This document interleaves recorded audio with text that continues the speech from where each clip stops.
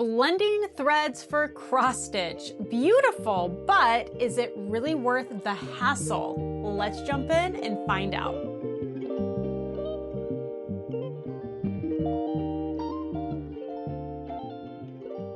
Hey everyone, I'm Jackie from Adam Heart Cross Stitch, and today we are talking all about blended threads. From what they are, how best to stitch with them, and how to keep it all organized. Are blended threads beautiful? Yes, they absolutely are, but I'm not gonna lie, they are a little bit of a hassle. So if you're thinking about starting a project that has a lot of blended threads, or maybe you've stumbled across a chart that has them and you're not sure how best to tackle it, in this video, we're gonna cover it all. Thread blends, blended threads, what exactly are we talking about here? As if 500 colors of DMC alone wasn't enough to choose from, some pattern designers will combine two different colors to make a brand new one. That combination of two different thread colors is what we are talking about when we refer to blended threads. This is something you might see for a symbol or two on any given chart. And then there's also well-known chart designers who use almost exclusively blended threads in their cross-stitch charts. Teresa Wentzler and Scarlett Quince are always the two that really come to my mind when we talk about these types of charts that use a lot of blended threads. Now, I am personally a sucker for Scarlett Quince charts, and I have an example here of one that I am currently working on. This is almost exclusively blended threads. There are a couple, like handful of single color symbols on here, but I really wanted to show a close-up of this section here and also here because I really feel like it highlights just how much depth and dimension blended threads can give to a project. For me, at least, I think it is just so beautiful. And when you really look closely, you can see those individual strands of floss of all those different colors. And I really do think the blended threads make an impact here. Like you couldn't have that same look using just solid colors. Thread blends can be represented a couple of different ways when you're looking at your symbol key on your chart. The key thing you just want to keep an eye out for is when you see a single symbol represented with two different floss numbers. That's really going to be your indication that you need to blend those colors together anytime you see that symbol being stitched. I put a really quick chart together in MaxStitch just to kind of show you an example of what a symbol key could look like if there were blended threads included in the chart, but it can really look anything like any of these other examples up on the screen. I think by far the easiest way to stitch with blended threads is to work on a fabric count that's going to allow you to use an even number of strands. That way you can just evenly combine strands from each of your two colors, thread them on your needle, and just stitch like normal. So I've got some floss here and a really simple pattern for us to follow, so let's go ahead and start stitching. So I'm going to be demoing everything using 2 strands of floss on 14 count Aida. So this first section of our pattern, I'm going to be stitching this diamond symbol here, and when we look at our symbol key, it lets us know that we are blending DMC 900 with DMC 347. So I'm just going to take one strand from each of these. And you would want these cut at approximately the same length.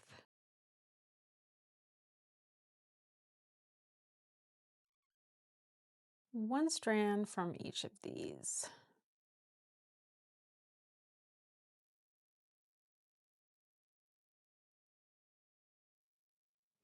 All right, so now I've got a strand from each color. They're the same length, and I'm going to go ahead and get my needle threaded. Now, the one downside here, obviously, is even though I'm using an even number of strands, I cannot use a standard loop start because I can't have a loop on the end of this. Unless, of course, you were stitching with 4 strands of floss, but I feel like that's less common than using 2 strands. So I'm going to go ahead and to start, because I'm not using a loop start, I'm going to use a diagonal starting pin stitch. I will link to a video where I show that in more depth, but that's my second favorite way to start a stitch, really in any scenario that I can't use a loop start.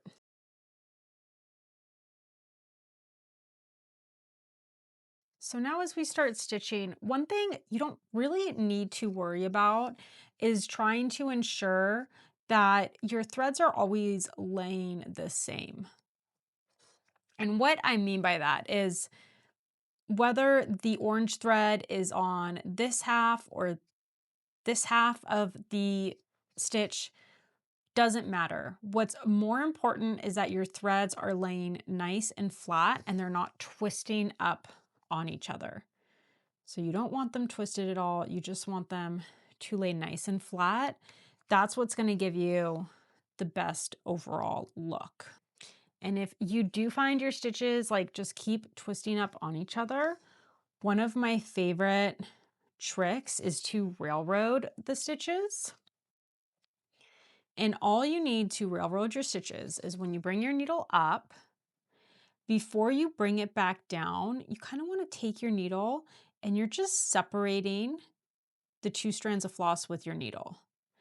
And all it really does is when you bring your needle back down, it just kind of helps them lay really nice and flat without being twisted up on each other.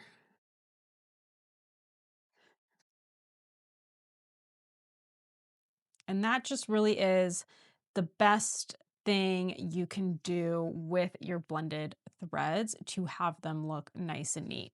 A lot of times when I'm railroading, I just railroad the top half of the stitch. And this is really a great tip or trick, whether you're stitching with blended threads or not. It just is a really nice way to help your stitches lay nice and flat.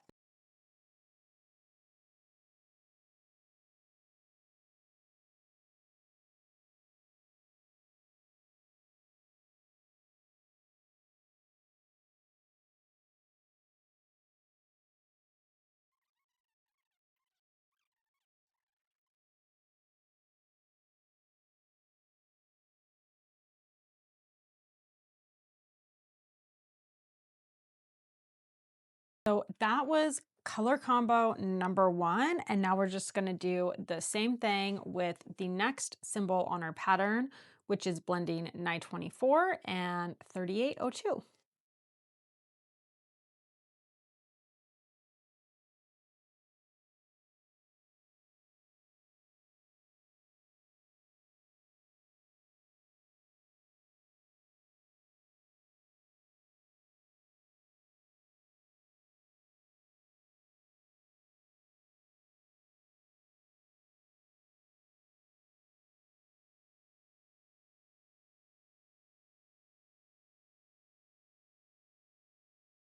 So that really is, option one when it comes to blending your threads and just using an even number of strands, combining them to get that nice blended look with your colors.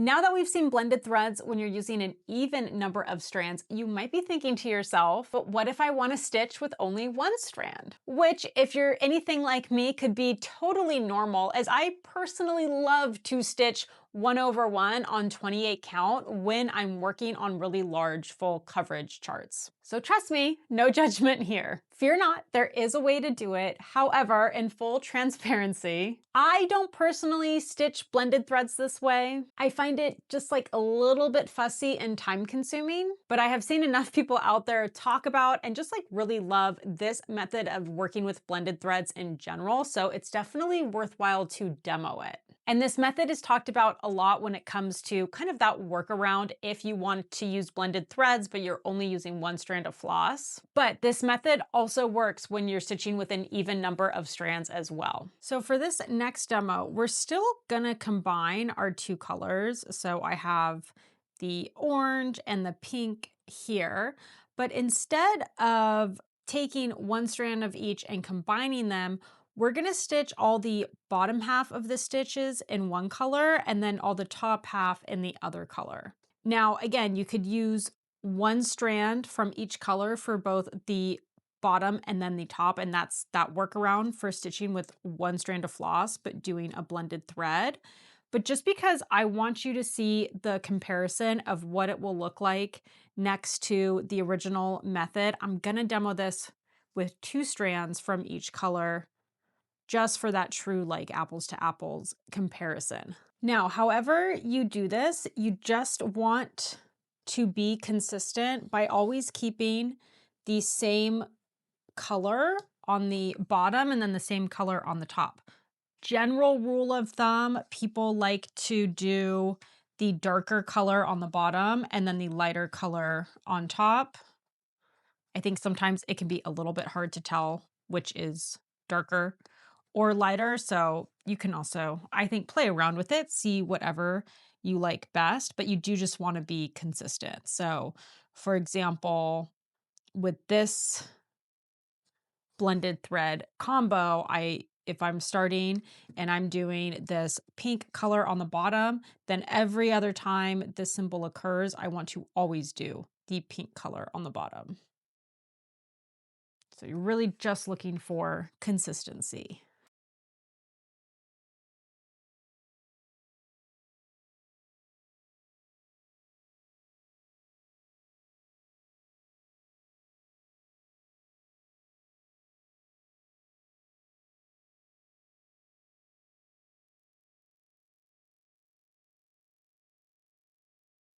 All right, so now I've got the bottom half of my stitches done in what I think is the darker color, this kind of dark pink.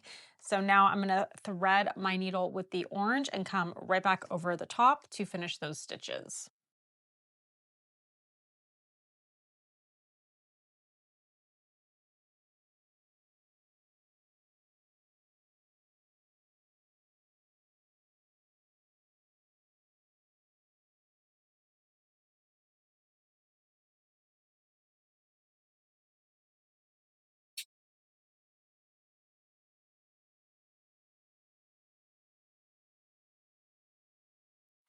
All right, so that is this top half done. We can see the comparison of what it looks like if you're combining threads by stitching each half in a different color, or if you're combining them by taking a strand from each and putting them together and then stitching like normal. So now we're just going to move on to this last little section down here.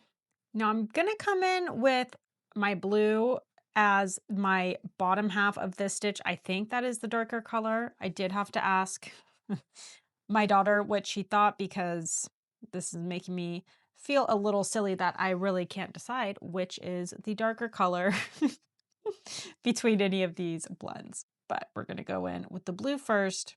And of course, again, just consistency is the most important. Whichever one you decide you're putting on the bottom or the top, you just need to stick with throughout the course of that pattern.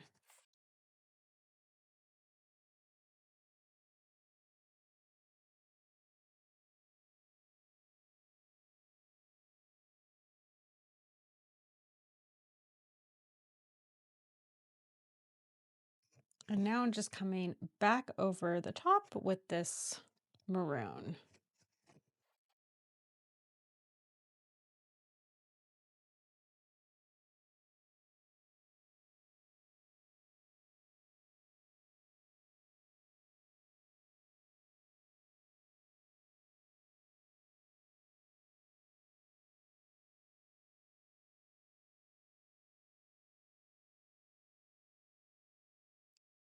All right, so we've got on this side our kind of standard blends where we're combining those threads and then stitching with them together. And then here you have a second option, which is to stitch each half of the stitch in a different color. So let me know what you think. I think stitching each half in a different color gives a more like clean, consistent look to the whole thing, but I really prefer when it looks more blended. I think this gives it more of a like cohesive blended look. This maybe makes it pop a little bit more, gives a little bit more depth and dimension. So you let me know which one you like the best. When you're working off of a chart that only has a handful of blended threads in there, it's not all that difficult to manage. Whether you're using floss drops, bobbins, thread cards, you can just pull a strand from each of those colors that you need as you stitch that symbol, and it won't be all that complicated. But if you're diving into a fairly large chart that uses primarily blended threads, it can start to get a little bit hectic. All of this floss is just for that one Scarlet Quince chart I showed you earlier that I'm currently working on. And yes, it is a lot. Of course, if you have all of your floss organized individually on bobbins or floss drops, you could absolutely just pull colors from each skein as you need them to create your blends. But I knew, at least for me, having to look for 2 individual colors each and every time I was starting a new strand of floss that had a blended thread was going to just take way too much time. If you're a bobbin lover, a really easy, simple solution would be to have a bobbin for each of your symbols and then just combine the 2 colors that you need on each bobbin. And of course, if you prefer floss drops over bobbins, that same exact concept works, as long as you have a floss drop that has a large enough hole to fit 2 skeins of floss. The kind of initial issue I ran into this when I was trying to figure out how to organize my Scarlet Quince chart was how to keep the individual colors organized. And this could be like a total non-issue for a lot of people, but for me at least, I like to kit up all of my projects individually. And then when I'm finished with that project, any leftover floss I have gets organized and then like put into my master stash of floss. So I was kind of worried about getting to the end of my project and knowing exactly which color belonged to which number. Now, obviously, if your 2 colors that are a part of your blended thread are nice and different, it's pretty easy to tell. But a lot of times you're gonna come across blended threads that have 2 very similar colors that are just like a slightly different shade. And this was what I really didn't want to deal with when my project was done and I had all of my leftover floss to organize. What I ended up doing for my Scarlet Quince project was actually creating completely custom floss drops using my Cricut. So every single skein is individually labeled. I also have the chart info on the floss drops as well. And if you have a Cricut or similar cutting machine, it's actually one of my favorite things to do is create like custom floss drops or floss cards for your project. And that was a little tip that Stacy Stitches let me know about. So shout out to her. I will be sure to include her in the mentions of this video. But yeah, if you're trying to figure out what to do with your Cricut or Silhouette or whatever cutting machine and you like floss drops, that's like a really fun way to use your machine. Anyways, I was really happy with this solution because 1, I just prefer floss drops over bobbins anyways.